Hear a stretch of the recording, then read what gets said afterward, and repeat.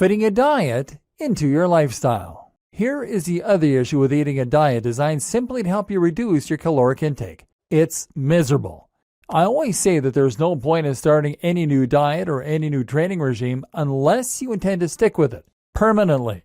If you're going to diet for a month and then go back to your old shape, then what's the point?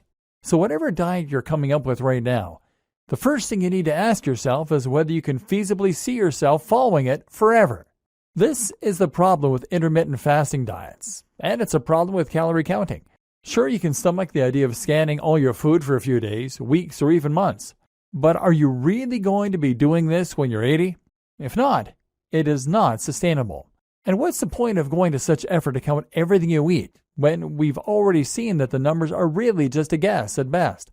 For most people, this will be an effective tool until it becomes dull and they give up because they're too tired and stressed to stick with it. For others, it might never work, owing to other biological factors that prevent them from getting the most from it. Cast your mind back to the notion of your body going through cycles between anabolic and catabolic. Now ask yourself, what have you been doing all day at work? You've been stressed, likely getting into arguments, working to deadlines, and struggling with difficult clients. At the same time, you've been staring into a screen which is a very bright source of artificial light. What does all this mean? It means you're very much in fight or flight. You're very much catabolic. And so when you get home, of course your body is going to revert to anabolic. Not only that, but your blood sugar is likely incredibly low, and you need something to cheer you up, something that will release some serotonin. You need to swing the pendulum back to the anabolic, rest and digest state. And now you're telling me that you're going to eat fish because it has the right number of calories? The good news is that there is a better way. The other factors overlooked by diets. There are many more important factors that often get overlooked by diets too. One of these is the fact that we tend to eat socially. That is to say that we will often eat something because we're with our partners, our families, or our friends. We like inviting people around for meals. We like going out for fancy dinners. And we like surprising our partners with chocolates. If you don't join in with us, then it's actually quite unsocial and we miss out. Again, with all those hormones screaming at you to get some sugar, and now the social pressure of eating out, are you really ordering that salad forever? And yes, there is a simple matter of time and energy. Tracking all your calories takes time and energy, as we've discussed. Those are both factors that are already at a premium. Can you really motivate yourself to count all the calories in that home-cooked meal every day? But most important of all, nutrients. And there's something else that doesn't get a lot of attention when it comes to diet, and that absolutely deserves it. That's nutrition. Too many of us view our food as fuel. This is something that the calorie counting approach is very guilty of doing. We look at food as something that we use in order to enable ourselves to keep going and to keep us productive at work. We think of it in terms of something that our body burns in much the same way that a car uses petrol. But food is much more than that. Not only should food be enjoyable and social, as we have already discussed, but it should also be thought of as being the very substance that we are made of. You've heard the expression, you are what you eat, and well, it's true.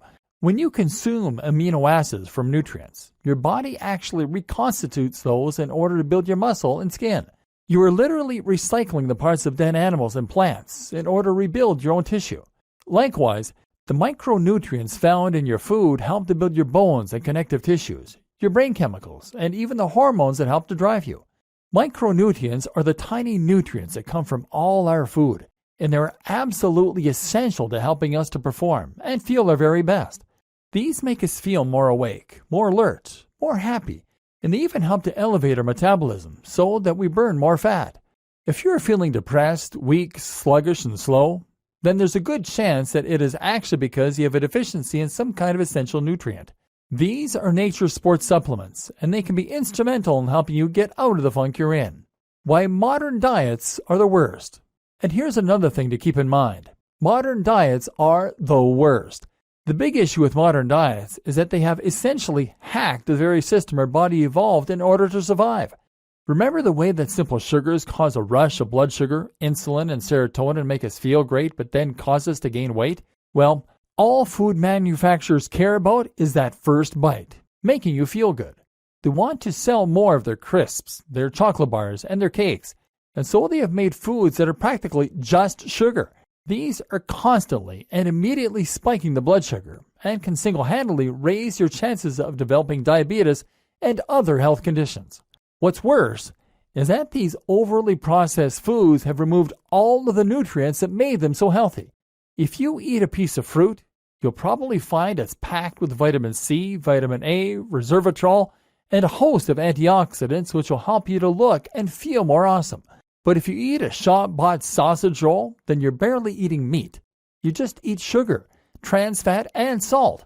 Likewise, if you eat a chocolate bar, you spike your sugar but without getting any useful nutrients. Remember, this is the stuff that your feel-good hormones are made out of. This is the stuff that helps to drive your metabolism forward. This is the stuff that rebuilds your wounds. So, is it any wonder that so many of us are burned out, dried up, and exhausted?